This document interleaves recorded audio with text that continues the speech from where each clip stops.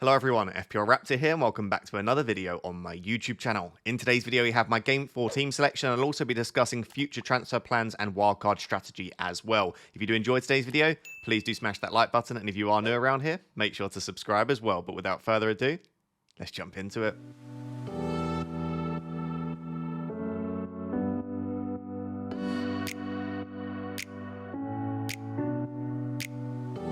Oh, doesn't it feel good to be back? This break between Game Week 3 and 4, I know it's always the case with international breaks, but it has felt incredibly long. And if you are excited for FPL to be back, please do smash that like button. If you've not subscribed by this point, then please consider doing so. I really appreciate it. So for Game Week 4, here is my current lineup. I have 3.5 million in the bank. I have one free transfer.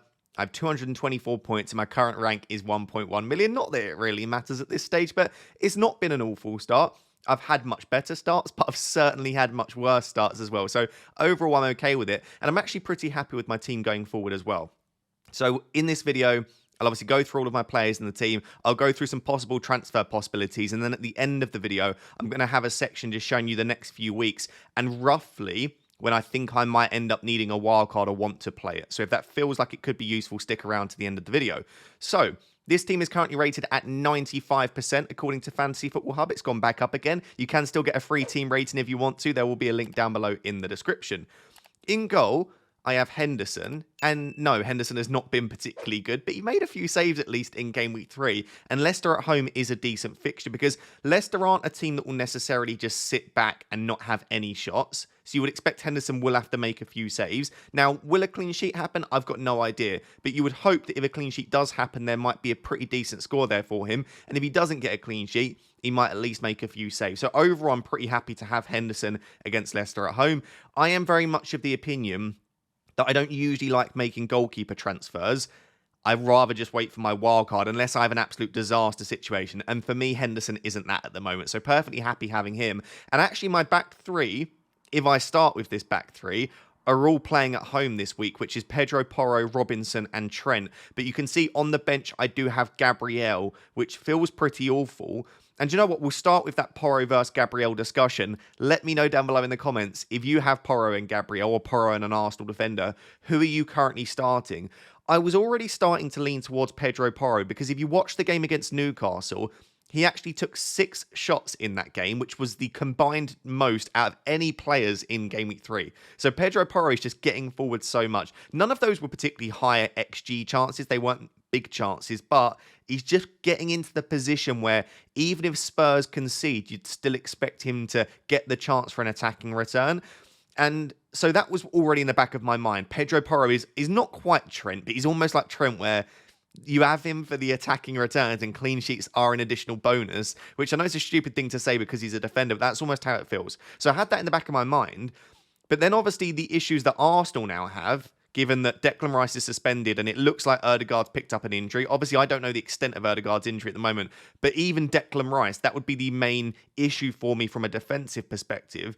I'm probably backing Spurs to score, and I don't want to overlook just how good Arsenal are, and they could still keep a clean sheet without Declan Rice.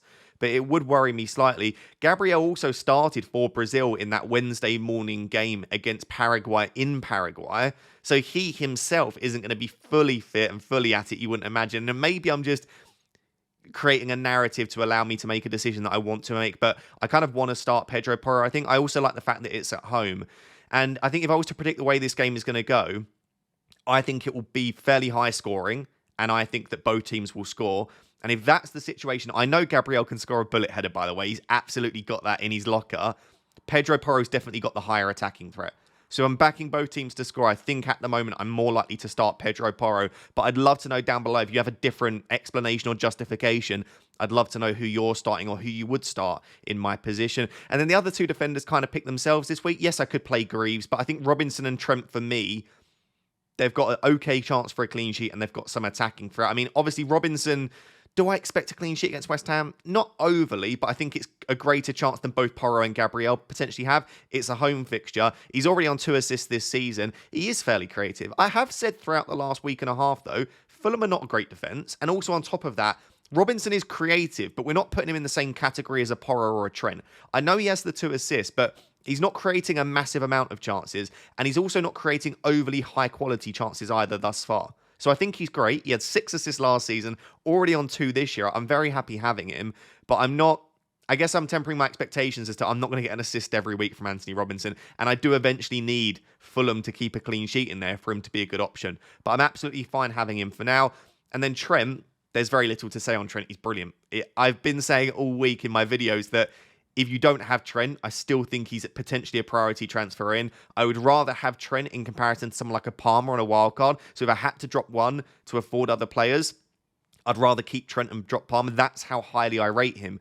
He's currently sat at a 0.7 XGI per 90, which is better than Cole Palmer. It's roughly the same as a Bukayo Saka. It's just ridiculous underlying data that he's putting up from an attacking perspective. When you then chuck in that Liverpool under Slot look like they're going to be more solid defensively, they've got 3 clean sheets in 3. He's an absolute monster for bonus points due to the amount of chances he creates. I mean, there's very little to dislike about Trent. I think at some point this season, we might, assuming that Liverpool continue to defend okay, we might get into a position where we're actually considering Trent for captaincy. I think we truly could get to that stage. He's that good. So for me, that's a really decent defence. All playing at home. I just have to make that decision around Porro and Gabriel. Just in terms of transfers, I'm not going to make any transfers in my defence, I don't think, because whilst, yeah, Rico Lewis in there might be nice, or an Ezri Konsa probably is maybe slightly better than Robinson this week, there's not much in it. And when I'm happy with my defence in total, even Greaves on the bench is absolutely fine. I think it's probably the position in my team that is most likely to stay as it is. So let's now move on to the midfield. So guys, I just wanted to tell you about a free-to-play competition that SoRare are running at the moment, which if you win, you'll meet Kylian Mbappé, get 10 lots of VIP match tickets and also 2 signed jerseys by the main man himself. And it's completely free to enter. You just have to pick 5 players that you think will do well in fantasy football. There are 3 deadlines, the first of which is on the 13th of September, but then there are 2 further on the 17th and the 20th as well. If you enter all 3 and hit 400 points in all 3 of them, you'll get 3 raffle tickets. But if you do in just one of them, you'll obviously get 1 raffle ticket, and then you're entered into that final chance to get all of those insane prizes. And as I said, there are some seriously good ones, as well as weekly prizes as well. So all you have to do is click the link, and then enter your team. And I'm going to show you the team that I'm going to run for the first deadline. So guys, here is my 5-player lineup for that first game week with the deadline on the 13th. And it's not just Premier League, by the way, but I will be picking Premier League players because I feel like I know them best and I can predict when they might perform well. And actually, I think this might not be overly popular, but I'm kind of maybe backing a Man City clean sheet, despite Brentford being pretty good. And what I'm going to do, because I think it's best to do in SoRare, is really back a clean sheet if I think it's there. And I'm going to go for Ederson and Lewis. And this is also partly because I don't own Rico Lewis, and I think he could still start and do well. But I'm also going to back my team and my boy Bruno Fernandes. I've got a limited version of his card, which does get a little bonus. You don't have to, by the way, if you don't have a limited version, because obviously you'd have to go out and buy that. But I'm going to put Bruno Fernandes in against Southampton. He's probably going to be my captain. I'm also, again, going to back against my FPL team and go for Erling Haaland. And in the theme of it, do you know what? I'm just going to go for Cole Palmer as well. This is kind of a team of players that I don't own that I would probably like to, bar maybe Ederson. I'm going to slap the armband on Bruno Fernandes, which gives him an additional 50% boost. And this is the team that I think will get me 400 points. So all I have to do is click confirm. There you go. That is my team now for the upcoming game week. And then I'll enter another one probably for the other 2. And I'll win potentially up to 3 raffle tickets and maybe get all of those amazing prizes. If you do want to check it out, there is a link down below. Like I said, it is free to play, but it is also 18 plus. Please play responsibly. Obviously, there is the opportunity to buy cards on the site. So play responsibly. But this is the team that I'll be going for. Link down below in the description. And massive shout out to SoRare for sponsoring this video. So guys, moving on to the midfield. And this isn't a perfect setup, but also it is a setup that I'm pretty happy with at the moment. I'll start with the 2 Liverpool boys. Obviously, everyone's looking to bring in Salah this week, and we kind of knew this would be the case at the start of the season. And this was my justification for choosing Salah over Haaland, was that I actually think arguably Haaland was the better option for the opening 3 weeks. And you could argue he still is, by the way, but I knew that I would really want him for game week 2, and arguably in game week 3 was a slightly better captaincy option than Salah on paper. But I also was very aware that from game week 4 onwards, I was going to want Salah in my team. So I felt like I could get a transfer ahead by starting with Salah, or at least maybe even 2 transfers ahead by starting with Salah and not having Haaland. I just didn't expect Haaland to go as massive as he has across the first 3. But I do think that this is a very good entry point for those of you that don't have Salah. He's got back-to-back home games, and even if you wanted to keep him in game week 6 against Wolves, that looks really decent as well. But a lot of people are looking to wildcard in 6. So you maybe own Salah for Forest at home. You probably captain him for Bournemouth at home. I think he is the best captaincy option in Game Week 5. And then you either wildcard in 6 or keep him for one more week and then wildcard in 7. That will be a very popular strategy. And this week, if I don't bring in Erling Haaland, which I'll discuss in a second when I go into my transfer plans, I'm absolutely fine captaining Salah. Once again, and it's a very similar situation to me maybe in Game Week 3. When Erling Haaland had West Ham away, Salah had United away, I thought it was relatively close, but I would just about say that I prefer Haaland. I'd say it's the same again this week. I think it's relatively close between Salah and Haaland, but I probably do just about prefer Erling Haaland. So if I had him, I'd probably give him the armband. But do I have any issue with captaining Salah? Absolutely not. Forest at home is a great fixture for him. I know Forest are pretty good defensively, but it's at Anfield. And I think all of that kind of goes out the window a little bit when Liverpool play at home. So I'm very happy to have Salah captain. And Jota, I'm very happy to have as well. Luis Diaz played pretty late in the international break with Colombia. Darwin Nunez for Liverpool just hasn't looked quite at it. And Cody Gakpo is going to be favoured on the left wing. So by all accounts, I think Jota will continue to start. And at least in Game Week 4, you would imagine he gets okay minutes. Once the Champions League kicks in, that becomes the worry. But I think for the next couple, I would expect him to start the next two. And at least in Game Week 4, I think his minutes should be pretty secure. So Salah and Jota, along with Trent, continues to be very happy with that Liverpool triple up. And honestly, the reason that I haven't had a terrible start is just Liverpool. Liverpool carried me across the first 3 weeks. So maybe they continue to do so with the next two home fixtures. So that's a good setup. Eberechi Eze, very happy to have him. Leicester at home this week. And then United and Everton after that. I am really eyeing up a Game Week 7 wildcard, as I'll discuss at the end of the video at the moment. So I'm really looking at the next 3 weeks. And Leicester, United, Everton, based on what we've seen at the start of the season, those are 3 pretty good fixtures, and I'm very happy having him this week. If something were to happen to Salah where he was a doubt and I didn't have Haaland, Eze's probably my vice captain this week, and I wouldn't even mind giving him the armband. I know that sounds crazy, but he's got the penalties, he's got the corners, he's got the minutes, he's got the underlying data, he's got the fixture, it's at home.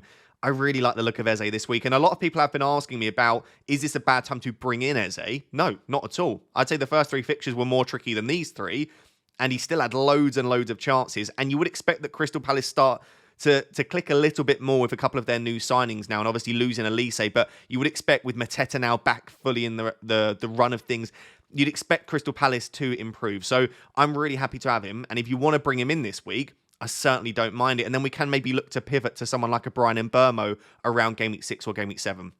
So by all accounts, Eze's great. I'll go Rodgers next. Again, just temper your expectation with Rodgers. Do I really think Rodgers is an amazing option?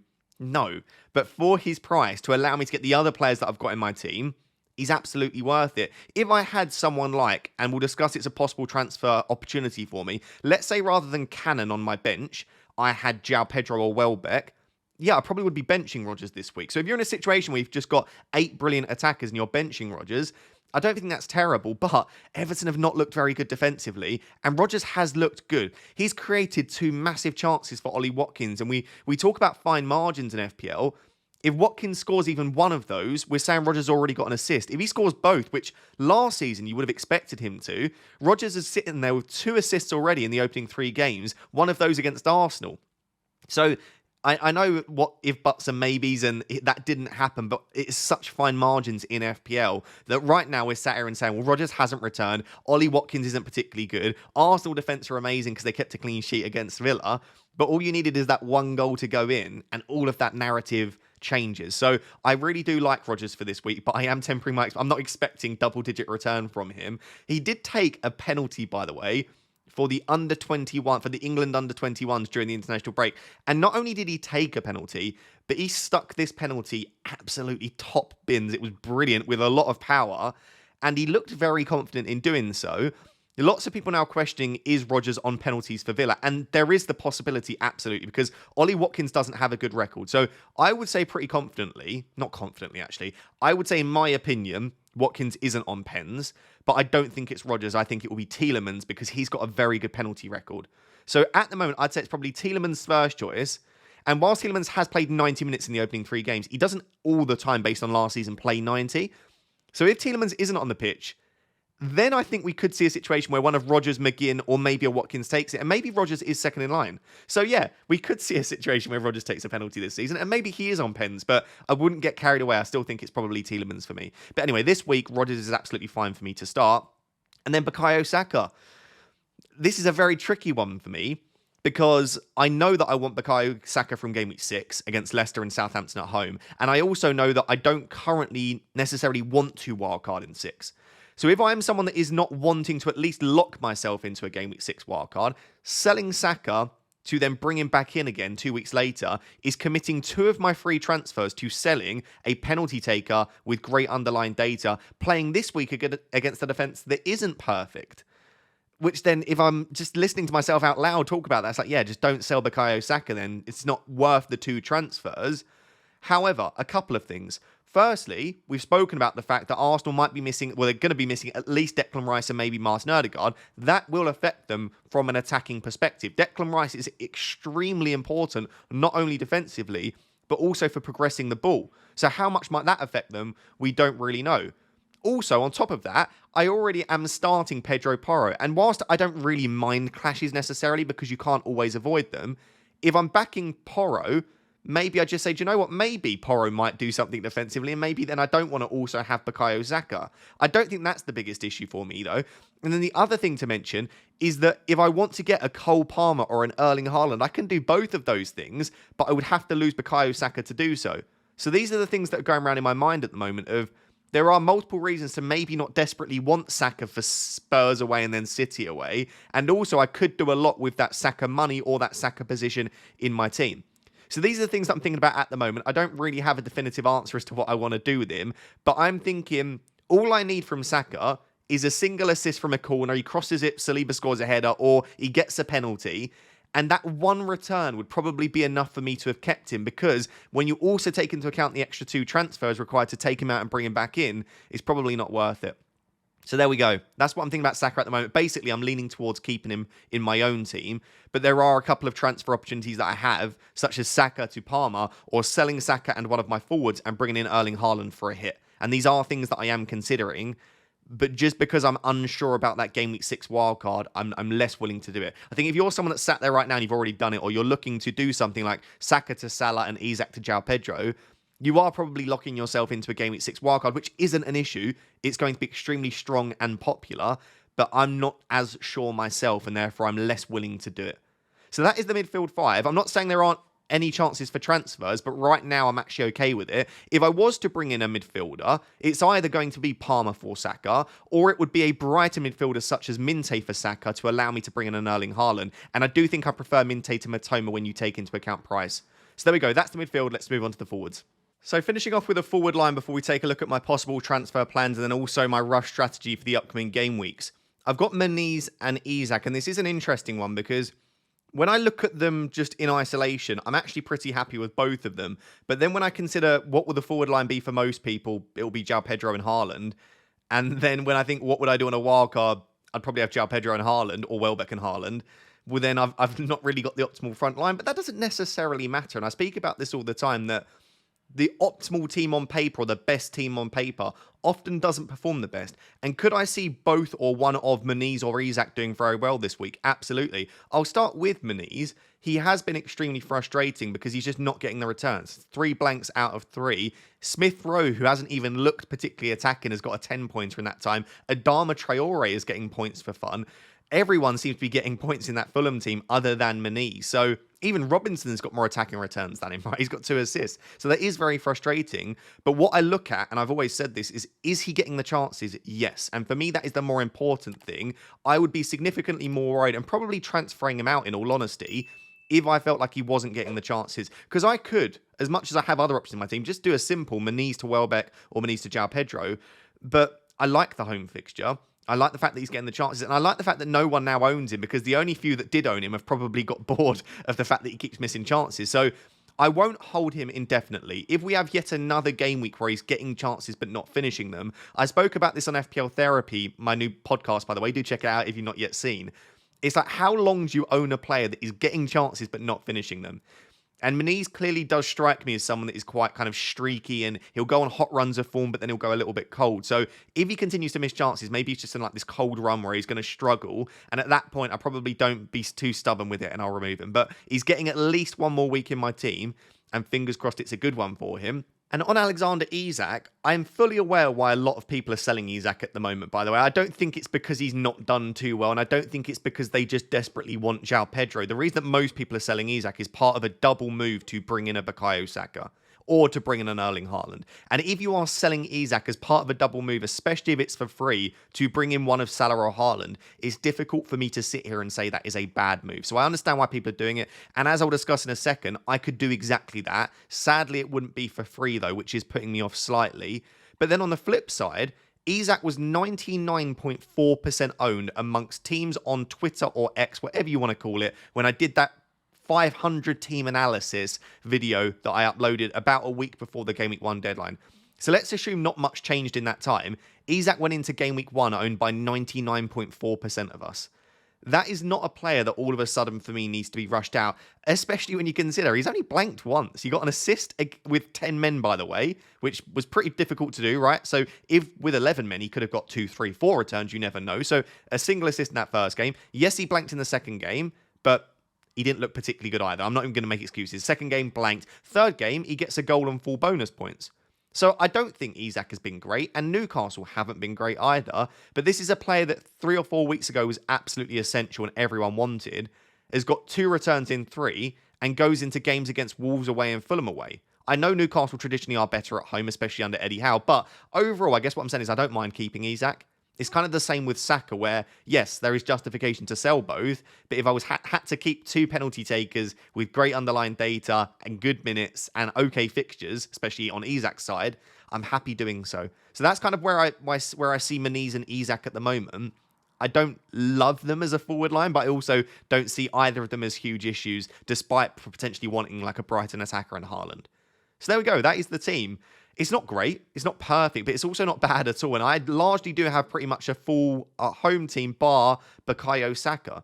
So I'm expecting an okay week. It just comes down to how much Haaland wants to punish me once again. So that is the team. Let me know what you think of it down below. Let's now take a look at some possible transfer plans. And then also after that, like I said, I'll just show you a couple of weeks ahead what my rush strategy is between now and around Game Week 7. So guys, as of right now, here are the 4 options that I'm considering most in my team. I have other things that aren't here, such as I could just do Saka to Palmer for free if I felt like I didn't want Bukayo Saka for the next couple, but I didn't want to take a hit and bring in an Erling Haaland, for example. So there are other things that I could do here. So let me know down below if there's something you think that I've missed.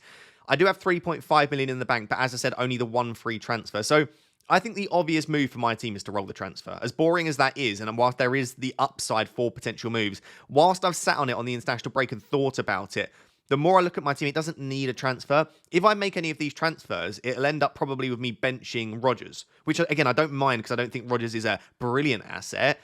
But if I could roll a transfer, go into Game Week 5 with 2 free transfers, which gives me more flexibility to decide what I want to do, maybe even into Game Week 6 with 3 free transfers if I can roll again, it just gives you a little bit more with what you can do with those transfers rather than having to make a single one or take a hit.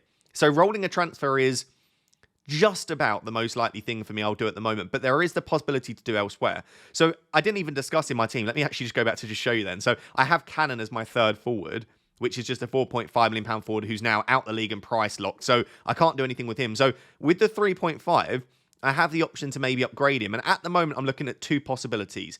Cannon to one of João Pedro or Welbeck.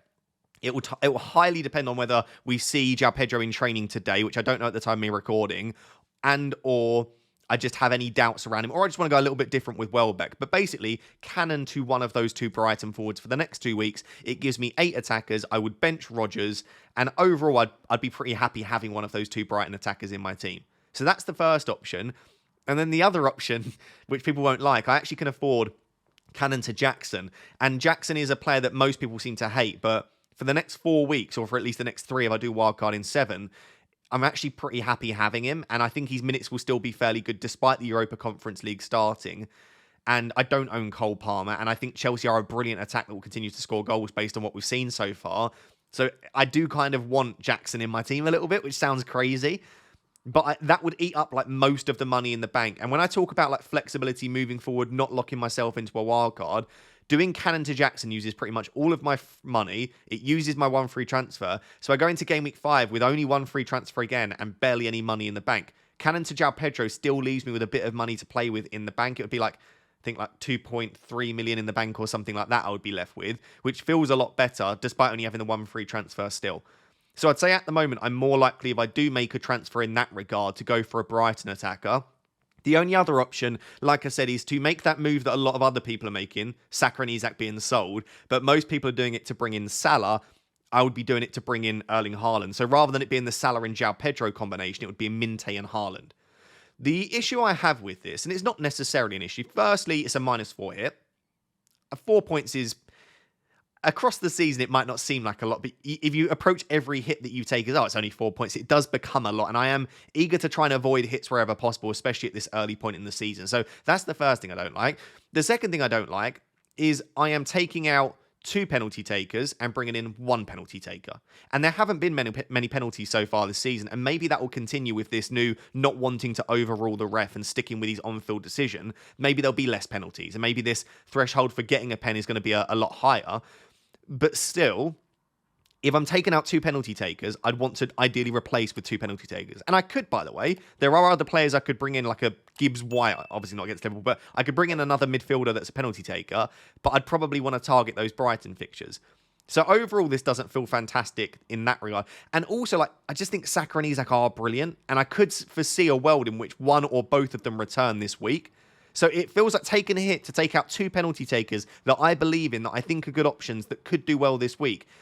It just feels like a very risky set of transfers. And also, I kind of like the idea of keeping 2 assets that I think are brilliant that everyone else is taking out. It feels like everyone is making this double move of removing Saka and Isak. So if I can keep them and they do well, then that is amazing for trying to gain rank, especially in my mini leagues amongst a lot of the others that are going to be making those moves. So maybe it's just me not wanting to do the template thing. But I think for me, because it's for a hit, and because I have some reservations, and because I'm not bringing in João Pedro and Haaland, who are 2 penalty takers, I'm only bringing in 1 penalty taker. I think when you put that all together, it makes less sense. And also, like, I don't know if this is the best point to bring in Erling Haaland. A lot of other people are doing it to bring in Salah because of his next 3 fixtures and because he's the best captaincy option in Game Week 5. Haaland's not. Haaland's okay this week. Yeah, sorry, he's very good this week. He's probably the best captaincy option, but Salah's very close. And then it goes into Arsenal, who I don't really want to own him for that game, and then Newcastle, who aren't great defensively, but also is not the fixture that I'd want to target. Where I want Erling Haaland is Game Week 7. So there we go. That's kind of what I'm thinking at the moment. Basically, if I was to list in order of options, it would be in order of what you can see on your screen. Roll the transfer, Cannon to João Pedro or Welbeck, Cannon to Jackson, or then option 4 would be the -4 hit to bring in Erling Haaland and Minte. Option 5 would be just like a Saka to Palmer type move, but at that stage, I think I'd rather just keep Bukayo Saka. So there we go. Those are my possible transfers. Let's now move over to Fantasy Football Hub and just plan ahead for the next few weeks. So guys, let's jump over to Fantasy Football Hub, like I said, and just look at my team for Game Weeks 4, 5, and 6, and then see why I may be looking at a Game Week 7 wildcard, although I've not locked myself into that. I could even play my wildcard in like Game Week 12, Game Week 14, Game Week 19. I've looked at loads of weeks, but yeah, I just want to show you what my team kind of looks like and my outlook on when I want to bring in and lose certain players. So in Game Week 4, they actually recommend starting Gabriel, by the way, ahead of Pedro Porro. So there's that, but I still think I'm leaning towards Pedro Porro at the moment. So Game Week 4... let's say that I do the most likely thing, which is probably roll, although I am still tempted to bring in one of the players that I mentioned. But let's say I roll. That means going into Game Week 5, I still have the 3.5 in the bank, and I have 2 free transfers at this stage. Now, I have a couple of possibilities now. I could, at this stage, say, do you know what? This isn't now an awful entry point for Brentford assets. I could bring in an Mbappé or a Wissa. I could start to sort out my defence a little bit because Anthony Robinson goes on a slightly trickier run of fixtures. I don't have the best looking defence for this week. I have to start one of Gabriel or Robinson, or I could start Greaves and Porro on the bench, I suppose. But again, I don't know that this is the best use of my transfers at this moment. I could decide at this point I don't want Rodgers any longer if he continues to disappoint. But I think I might be able to either just make the one transfer of maybe removing Moniz or Robinson and starting to move away from Fulham, or maybe roll again. So let's say I just start Gabriel because I think that'll be a low-scoring game. This team doesn't look great this week. I'll be entirely honest. I've got double Arsenal against City. I've got Moniz and Isak playing against each other. Moniz, if he continues to disappoint, that's not great. I've got Henderson against Man United. Whatever you want to say about Man United, it's not great for a goalkeeper. So, yeah, I don't like this situation overall. It's not the best team for this week. So, going into Game Week 6, I then have 3.5 million in the bank, and I would have 3 free transfers if I can continue to roll. And I know how silly this sounds based on the issues that we've dealt with in previous weeks. But at this point, I could wildcard, by the way, because remember, the wildcard doesn't wipe out the free transfers. So just because I've saved up 3 free transfers doesn't mean that I can't wildcard. I could just wildcard, and then I would go into Game Week 7 still with those 3 free transfers, which might be an okay play. But what I'm thinking, the reason that everyone would want a wildcard in Game Week 6 is to bring in Arsenal assets, of which I have 2, and then maybe start to move out of a Salah into a Haaland draft, I think, right? Because most people are going to have Salah now for the next 2. But I don't really want to lose my triple Liverpool for Wolves away, and I've already got double Arsenal for Leicester at home. And Isak, I could sell as part of a move to bring in Havertz. So here's what I'm thinking at the moment, right? This is the way that the team would line up. I would probably actually have Robinson against Forest rather than Porro against Man United, I think. But I would probably do Isak to Havertz, which would give me my 3rd Arsenal and actually free up even more money in the bank for me.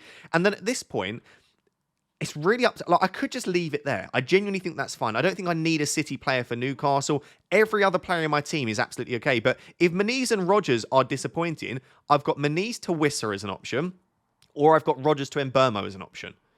The rest of it, Salah, Eze, Saka, Jota. I mean, maybe Jota's an issue at this point. Fine. I can just do Jota to Cole Palmer if I wanted to. Or I could do Jota to Foden if I wanted to have a City attacker. Like, I'd have so much money. I'd have 11.4. I could even bring in Heung-min Son against Manchester United. Not an awful fixture. So, loads of possibilities with the other 2 transfers if I wanted to. But this doesn't scream wildcard to me in Game Week 6, as much as I know it's going to be quite a popular one. So, let me make that one transfer, which was to bring in Havertz for Isak. Then I would have 3 free transfers going into Game Week 7. But at this stage, Erling Haaland has Fulham. Where is it? Yeah, Fulham, Wolves, Southampton, Bournemouth. So I do want Erling Haaland in Game Week 7. Now, if I have 3 free transfers, I could wildcard. Or once again, I have the option at this stage to pivot to an Erling Haaland from a Moniz. And all I would have to do is sell Salah for Mbeumo. I don't know if the prices would work out at this point. Maybe they wouldn't. But then I look at it again and I say, like, that doesn't need a wildcard. But the reason that I am still looking for a wildcard in 7 is because I don't want Robinson at this stage particularly. Henderson, I might want to just fix the goalkeeper situation. I might want to pivot away from a Diogo Jota as well. Eze, the fixtures aren't awful, but they're not perfect from this point. Rodgers, I'm still having to start. Do you know what I mean? Like, it's starting to get to a point now where as much as I could continue to delay the wildcard, I might be delaying the wildcard for the sake of it. And in Game Week 7... it does scream wildcard a little bit more to me than it did in 6. So that's probably the situation that I'm at right now with the future weeks in my wildcard. I basically want to try and roll wherever I can over the next few weeks. Get to a point in Game Week 6 where I can bring in Havertz to complete my Arsenal triple up. And then probably wildcard Haaland in Game Week 7 or Game Week 8. That's probably the plan at the moment. I think I'm going to want him for 7, though, because Fulham at home, he is just the best captain. Whilst you could captain Saka or Havertz against Southampton at home, I'd much rather put the armband on Erling Haaland. So that's the plan at the moment. Haaland in for 7, but for now, maybe avoid. Let me know what you think of those plans down below, and let me know when you plan on wildcarding as well. So guys, there you have it. That is my Game Week 4 team selection. Hopefully you did enjoy, and if you did, please do smash that like button and make sure to subscribe as well. Until next time, thank you very much. Bye-bye.